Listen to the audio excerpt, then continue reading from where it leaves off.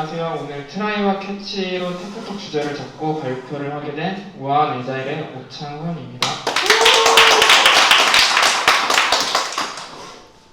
일단 목차를 알려드릴 건데요. 일단 트라이와 캐치는 예외 처리의 일부분이기 때문에 예외 처리에 대해서 알아보고 예외 처리의 종류, 그리고 트라이 캐치, 그리고 파이널리, 그리고 이제 예외 처리가 좋기만 한 건지 아니면 단점도 있는지에 대해서 알아보기 위해서 관점까지 한번 알아보도록 하겠습니다. 일단 예외 처리인데요. 예외 처리를 알기 전에는 예외와 오류 그 둘의 차이점과 이게 무엇인지 알고 가야 파악을 할 수 있기 때문에 먼저 알아보도록 하겠습니다. 일단 예외는 exception이라고 하고요. 개발자가 구현한 로직에서 발생하고 프로그램 실행 중에 발생하는 오류입니다. 다양한 이유로 예외가 발생할 수 있기 때문에 개발자는 미리 대비를 해야 합니다. 이 말은 대비를 해서 충분히 막을 수 있는 그러한 에러라고 예외라고 보시면 되고요. 오류는 에러이고 시스템에 비정상적인 상황이 생겼을 때 발생하고 시스템 레벨에서 발생하기 때문에 심각한 수준의 오류를 발생하고 개발자가 미리 예측할 수 없고 처리할 수가 없습니다. 저희가 자세히 알아볼 거는 이 예외이기 때문에 간단한 예외가 무엇이 있는지 확인해 보도록 하겠습니다. 이 프로그램은 초등학교 교사가 이 학생 정보를 알기 위해서 만든 프로그램이라고 가정을 해볼 건데 받을 내용으로는 네임과 에이지 그리고 전화번호 이런 식이 있는데 문자를 받아서 정수로 변환을 하고 대시를 기준으로 전화번호를 받을 건데 이게 대상이 초등학생이다 보니까 정상적으로 써내는 사람이 별로 없을 거예요. 그래서 예를 들면 이렇게 이름을 공백으로 써서 내거나 아니면 나이를 숫자로 써서 내야 되는데 이렇게 10살 이런 식으로 써서 내는 사람도 있을 거고, 마지막으로 전화번호를 대시 기준이 아닌 그냥 010-1234-5678 이런 식으로 쭉 이어서 써서 내는 사람이 있을 거예요. 이러한 경우에는 물론 if문으로 하나씩 다 대처를 해줄 수 있긴 한데 이렇게 간단하니까 그런 게 말이 되는 거지, 너무 커지면은 이게 경우의 수가 너무 많아지면 일일이 다 잡기 어렵기 때문에 힘들고요. 이 컴퓨터라는 게 융통성이 없어서 한번 이런 에러를 만나게 되면 그 해당 프로세스가 죽어버리는 경향이 있어서 많은 프로그래밍 언어들은 일반적으로 이런 예외 처리에 대한 구문을 두고 보통은 트라이와 캐치로 사용을 합니다.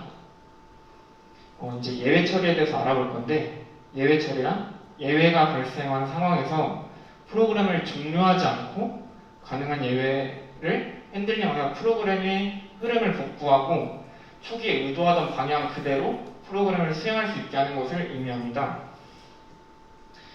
이거를 트라이 캐치를 간단하게 써서 가지고 와보았는데요. 이렇게 프로그램의 실행을 쭉 하다가 이런 트라이 구문을 만나면 트라이 안에는 이런 시도해볼 동작, 조금 더 자세하게 말하자면 오류가 발생할 수 있는 곳을 예측하고 이 트라이 안에서는 무엇이 잘못되어도 프로그램이 꺼지지 않아요. 꺼지지 않고 이 캐치 쪽으로 예외를 보냅니다. 예외를 보내고 그 예외만 보내놓고 그 다음 과정으로 넘어가게 됩니다. 이제 예외 처리의 종류에 대해서 알아볼 건데, 방금 보신 것처럼 트라이와 캐치만이 예외 처리를 하는 건지 아니면 다른 게 있는 건지에 대해서 알려드리도록 하겠습니다. 예외 처리 종류에는 기본 예외 처리, 그리고 고급 예외 처리가 있는데 저희가 방금 본 건 트라이 캐치였고, 기본 예외 처리는 조건문을 이용해서 예외가 발생할 상황을 사전에 방지하는 건데, 예를 들면 이렇게 if 넘버는 0보다 작으면 return, 이 뜻은 0 이하의 값이 입력될 시에 함수 실행을 중지하는 겁니다. 조건문은 이 정도고, 고급 예외 처리는 트라이, 캐치, 파이널리 키워드를 이용해서 예외를 처리하는 것이고, 코드로 확인을 해보면 트라이와 캐치, 파이널리가 있고, 트라이 안에서는 이 앞쪽에서 보신 것과 같이 시도해볼 동작을 넣고, 캐치 구문 안에는 1번 문장 1번 그러니까 try 쪽에서 오류가 발생하면 이 캐치 구문 안에서 실행할 문장을 적는 겁니다. 그리고 마지막으로 파이널리는 try나 뭐 이런 쪽에서 무슨 일이 발생하든 말든 마지막으로 파이널리 구문은 실행을 해줘야 됩니다. 그래서 필수사항은 아닙니다. 이제 try, catch, 파이널리에 대해서 조금 더 자세하게 알아보도록 하겠습니다. 일단 이 구문은 파이널리가 없죠. try와 catch 그리고 이 아랫부분이 있는데 try 쪽에는 앞에서 계속 말했던 것처럼 시도할 동작이고 이쪽에 return이 있습니다. 그리고 이 try에서 만약에 에러가 발생하면은 catch로 넘어오고 이쪽에 return이 있을 수도 있어요.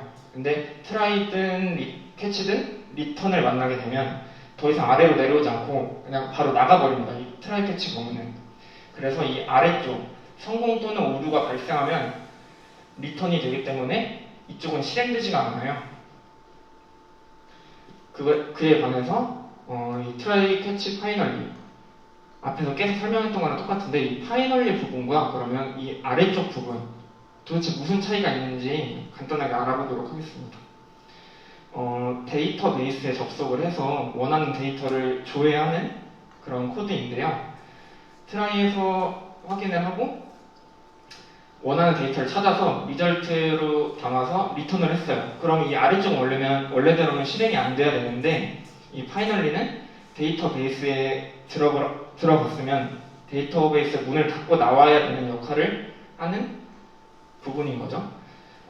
이거를 실생활에서 예를 들면은 제가 서랍 안에 차키가 있어요. 차키가 있는지 없는지 몰라서 서랍을 열고 차키를 찾고 있든 없든 서랍 문을 열었으니까 닫아야 되는 역할을 하는 게 이 파이널리의 역할이라고 보시면 됩니다. 마지막으로 예외 처리의 관점인데 첫째로 단점에 대해 설명을 드릴 겁니다. 트라이 캐치를 잘 사용하면 너무 좋겠지만 오류들을 더 철저히 분석하고 예상해서 이게 안전한 코드를 만들어야 되는데 그냥 트라이 캐치로 대충 이렇게 던져버리는 습관들은 이게 쌓이고 쌓이다 보면은 나중에 큰 문제를 발생시키기도 하고 트라이 캐치가 일단 기본적으로 들어가면 코드가 깔끔하지 않아서 가독성이 저하되는 상황이 생깁니다. 이런 거를 조금 좋은 팁을 드리자면 알아두면 좋을 사항으로 모든 오류를 예외 처리로 잡으려고 하지 않고 잡을 수 있는 예측이 가능한 경우에는 if문으로 걸러주는 게 좋다고 합니다. 예를 들면은 한 5글자 이상으로 받아야 되는 문자인데 한 3글자만 입력이 되거나 아니면 10글자 미만으로 입력돼야 되는데 한 20글자가 입력이 되면은 이 if문으로 걸러주는 게 좋고 그렇지 않고 분산 처리나 네트워크 문제 등 너무 어렵고 예측할 수 없는 문제가 생기면 예외를 쓰는 것이 현명한 판단이라고 생각이 됩니다.